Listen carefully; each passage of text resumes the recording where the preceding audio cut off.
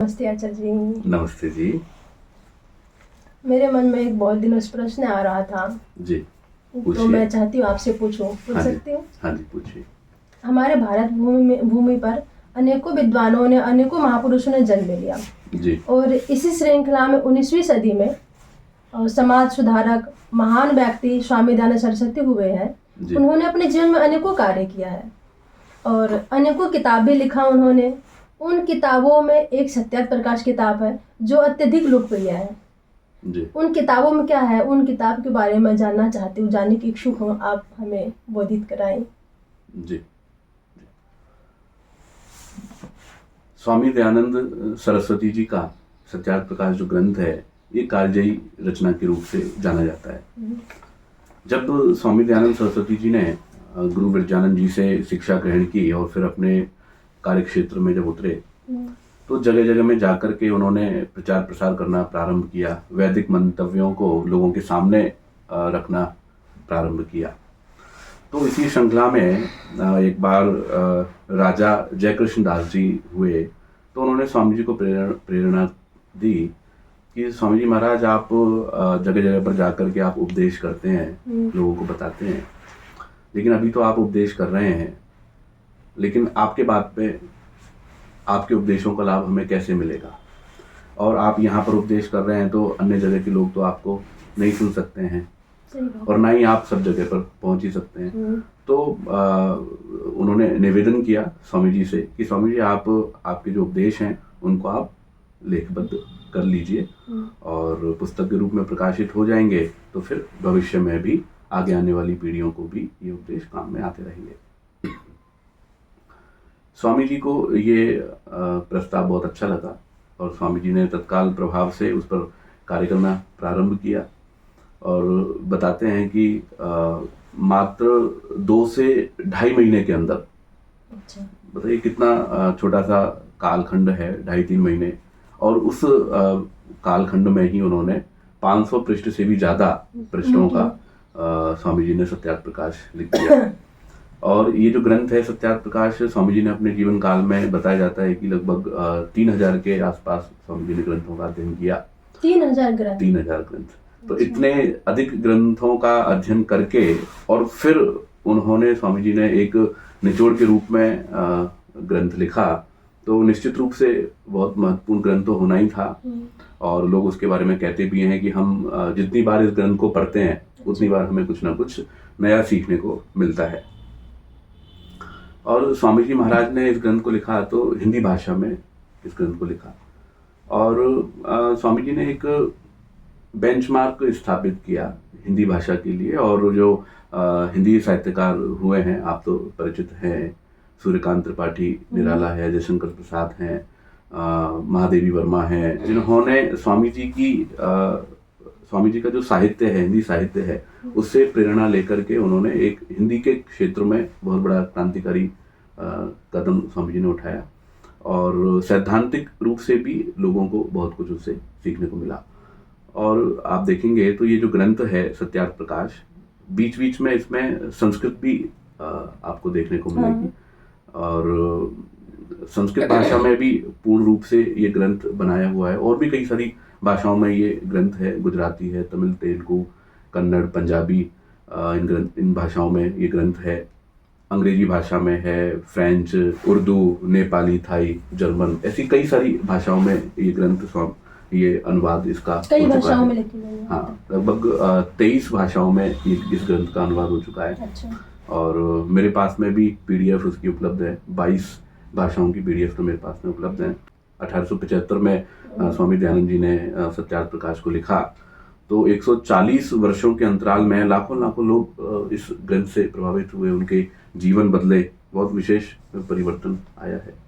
तो इस ग्रंथ का लिखने का प्रयोजन क्या रहा स्वामी जी का, क्यों लिखा उन्होंने? जी जी, ठीक बात है। कोई भी व्यक्ति, सामान्य भी व्यक्ति है, वो भी कोई भी लिखता है या बोलता है तो कोई ना कोई प्रयोजन तो वहाँ पर होता ही है। प्रयोजन के बिना कोई कार्य नहीं होता। प्रयोजन के बिना तो कोई भी कार्य नहीं होता है। तो स्वामी जी ने जो ये ग्रंथ लिखा सत्यार्थ प्रकाश, तो इसकी भूमिका में ही स्वामी जी ने लिखा हुआ है कि सत्य का प्रकाश करना। आप इसके नाम देखेंगे, सत्यार्थ प्रकाश, सत्य के अर्थ का प्रकाश करना।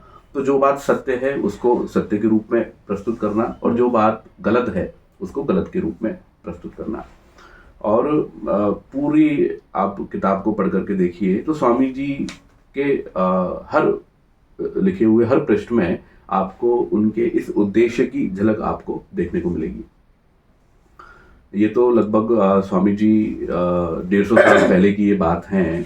आज पूरा विश्व महर्षि स्वामी दयानंद सरस्वती जी के 200वीं जन्म जयंती का उत्सव पूरे भारतवर्ष में मना रहा है। तो आज आप कल्पना करके देखिए, आज से 150 वर्ष पहले भारतवर्ष की क्या स्थिति थी। हमारा देश पराधीन था, शिक्षा का अभाव यहाँ पर था, अंधविश्वास, तरह तरह के अंधविश्वास यहाँ पर प्रचलित थे, गुरुडम था, धर्मांधता थी। और इसके साथ साथ में अगर ईश्वर के विषय में हम बात करें तो मतलब ये देखिए कि हर गांव में ईश्वर जो है बदल रहे हैं, हर प्रतिदिन नए नए ईश्वर जो हैं वो जन्म ले रहे हैं। तो ऐसी विकट परिस्थितियों में स्वामी दयानंद जी ने ये ग्रंथ लिखा और इसका बहुत व्यापक प्रभाव भी पड़ा। और न केवल राजनीतिक रूप से इसका प्रभाव पड़ा, सामाजिक क्षेत्र में, धार्मिक क्षेत्र में, हर क्षेत्र में इसका बहुत व्यापक प्रभाव पड़ा। राजनीति के क्षेत्र में अगर हम देखें तो सरदार वल्लभ भाई पटेल, उनका एक वाक्य स्टेटमेंट बहुत महत्वपूर्ण है। पटेल जी कहते हैं कि स्वामी जी ने देश को दीनता एवं दलदल से गिरने से बचाया। अच्छा, तो बहुत बड़ी बात कही इन्होंने। हाँ, और आप देखिए वीर सावरकर जो हिंदुओं के हृदय सम्राट कहे जाते हैं, तो सावरकर जी क्या कहते हैं सत्यार्थ प्रकाश के बारे में? सत्यार्थ प्रकाश ने हिंदू जाति की ठंडी रगों में उष्ण रक्त का संचार करने का काम किया है। तो सत्यार्थ प्रकाश सबके लिए प्रेरणा का कारण रहा है, क्रांतिकारियों के लिए, क्रांति की मशाल जगाने के लिए। आप देखिए श्यामजी कृष्ण वर्मा स्वामी जी के शिष्य थे। स्वामी जी ने उनकी योग्यता देख करके उनको इंग्लैंड भेज दिया। वहाँ पर उन्होंने भारतीय जो रह रहे थे उनको संगठित करके और क्रांति में उन्होंने योगदान दिया। आप राम प्रसाद बिस्मिल का जीवन चरित्र देखिए, स्वामी जी के शिष्य स्वामी श्रद्धानंद जी, जिन्होंने विधर्मी जो हो रहे हमारे जो भाई हैं उनको अपने ही धर्म में वापस करने के लिए शुद्धि आंदोलन बहुत व्यापक तरीके से चलाया, जिसको कि आज घर वापसी के अभियान के रूप में भी देखा जाता है। तो ये आप जितना भी देखेंगे जो परिवर्तन हुआ उस समय 19वीं शताब्दी में और उसके बाद में, तो वो महर्षि दयानंद का वहाँ पर योगदान आप देखेंगे कि पृष्ठभूमि जो है वो ऋषि दयानंद ने तैयार की थी। आप धार्मिक क्षेत्र के सुधार की अगर हम बात करें तो महर्षि दयानंद जी ने वेदों का भाष्य किया और मैक्स मूलर जैसा जो विद्वान है उस विद्वान ने भी स्वामी दयानंद का लोहा माना कि कितना शानदार भाष्य उन्होंने किया है, कितने अच्छे तरीके से उन्होंने वेद के मंत्रों की व्याख्या की है।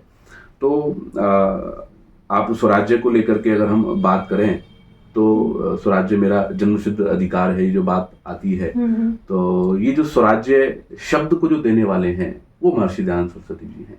तो सत्यार्थ प्रकाश में आप देखेंगे तो स्वराज्य के विषय को लेकर के अंग्रेजों के उस समय में और स्वराज्य की बात को कहने वाला, लिखने वाला यदि कोई निर्भीक वक्ता और लेखक हुआ तो वो स्वामी दयानंद सरस्वती जी हुए। तो एक प्रकार से देखें तो स्वामी दयानंद जी ने धर्म, संस्कृति, इतिहास और हमारी जो पुरातन जो विरासत है उस विरासत पर गर्व करने का हमें अवसर दिया। यानी कि सत्यार्थ प्रकाश जो सभी को अध्ययन करनी चाहिए, चाहे वो किसी भी मजहब का हो, किसी भी क्षेत्र की हो, कोई भी धार्मिक हो, हाँ, सबके लिए उपयोगी है, क्योंकि मूल जो समस्या है वो अज्ञान है और स्वामी जी ने उसी पर प्रहार किया। और स्वामी जी ने अपनी भूमिका में लिखा भी है कि सत्योपदेश के बिना मनुष्य की उन्नति का और कोई विशेष कारण नहीं है। तो सत्य उपदेश जब व्यक्ति को किया जाता है, जब सत्य का प्रचार होने लगता है, तब मनुष्य जो है उसकी उन्नति होने लगती है। तो उस टाइम तो हमारा देश परतंत्र था, है ना, हम उस टाइम स्वतंत्र नहीं थे जी। उस टाइम हमारे देश में शिक्षा की काफी अभाव थी। तो उस टाइम स्वामी जी ने लिखा ये किताब। तो अभी तो हमारे देश काफी उन्नति पे है, तो अभी काफी आगे हम निकल चुके हैं। तो अभी की समाज को देखते हुए मुझे लगता है कि अभी भी जरूरत है सत्यार्थ प्रकाश पढ़ने का हमें। देखिए बिल्कुल जरूरत आज भी है। आज भी पूरे आप चाहे भारतीय समाज को देखो, चाहे आप मानव समाज को देखें, पूरे विश्व भर में अगर आप देखें तो आज भी ईश्वर और धर्म को लेकर के तो भ्रांतियां आज भी हैं और बहुत व्यापक स्थिति में आज भ्रांतियां हैं। तो जरूरत तो आज भी है। आज भी बच्चों के निर्माण को लेकर के माता पिता जो हैं उनको चिंता होती है कि कैसे हम अपने बच्चों का निर्माण करें। एक गृहस्थी के लिए क्या उसके लिए कर्तव्य हैं, कैसे उसको अपने गृहस्थ जीवन को जीना है, ये जानने के लिए उनको आवश्यकता रहती है। आज भारत देश में लाखों साधु सन्यासी हैं, हाँ। लेकिन उनके क्या कर्तव्य हैं वो जानने के लिए हमें पढ़ना पड़ेगा। राजधर्म का विषय ऋषि दयानंद ने वहाँ पर लिखा हुआ है। देश का राजा कैसे हो, मंत्रिमंडल उसका कैसे हो, शासन व्यवस्था कैसे हो, ये जानने के लिए हमें आवश्यकता है। आज वैज्ञानिकों के लिए प्रश्न बना हुआ है कि संसार कैसे बना, तो उसको जानने के लिए, संसार की उन गुत्थियों को, सृष्टि के निर्माण की उन गुत्थियों को जानने के लिए उसकी जरूरत है। बंधन क्या है, मोक्ष क्या है, मन क्या है, आत्मा क्या है। तो बहुत सारे ऐसे पारिवारिक विषय हैं, धार्मिक विषय हैं, आध्यात्मिक विषय हैं और सामाजिक विषय हैं जिनको महर्षि दयानंद ने बहुत व्यापक रूप से लिया है। और हम इसको अगर यूँ कहना चाहें एक वाक्य में तो ये कह सकते हैं सत्यार्थ प्रकाश मानव धर्म का संविधान है। अच्छा। मतलब ये केवल भारतीयों के लिए नहीं है, ये केवल एक वर्ग विशेष वालों के लिए नहीं है, ये संपूर्ण मानव जाति को लक्ष्य में रख करके ये ग्रंथ रचा है। और महर्षि दयानंद ने बहुत उदार भाव से और कल्याण की भावना रखते हुए, किसी के प्रति कोई द्वेष का भाव है, खंडन तो कर रहे हैं, जो गलत बात है उसको स्वीकार नहीं करते हैं और जो ठीक बात है उसको बड़ी प्रबलता से रखते हैं। लेकिन ऐसा रखते हुए भी जिसके जो गलत बोल रहा है या जिसकी गलत मान्यता है तो उसके प्रति गलत भाव उनके मन में नहीं है। ये भाव कि सामने वाले का कल्याण हो, वो अच्छा हो, उसके जीवन में सुख हो, शांति हो, इस प्रकार की भावना को लेकर के स्वामी दयानंद जी लिखते हैं। और देखिए आपकी 140 वर्ष से ज़्यादा सत्यार्थ प्रकाश को हो गए हैं। करोड़ों लोग इस पुस्तक को पढ़ करके अपना जीवन बदल चुके हैं और आज भी वर्तमान में भी हजारों लाखों लोग इसको पढ़ के अपना जीवन बदल रहे हैं, राह प्रशस्त कर रहे हैं। तो मेरे विचार से तो जैसे कल भी प्रासंगिक था तो सत्यार्थ प्रकाश आज भी प्रासंगिक है, क्योंकि सनातन विचारधारा है, सनातन है तो वो सदा रहने वाली है। कल के लिए भी उसकी आवश्यकता थी, आज भी है और आज से 100 साल आगे भी अगर हम देखेंगे तब भी उसकी आवश्यकता रहेगी। हमें बहुत ही अच्छे और सरल ढंग से इन्होंने बताया कि सत्यार्थ प्रकाश हमें पढ़नी चाहिए। उस सत्यार्थ प्रकाश में क्या है, तो मैं आचार्य रविशंकर जी को धन्यवाद देती हूँ, इन्होंने अपना समय दिया। धन्यवाद, नमस्ते।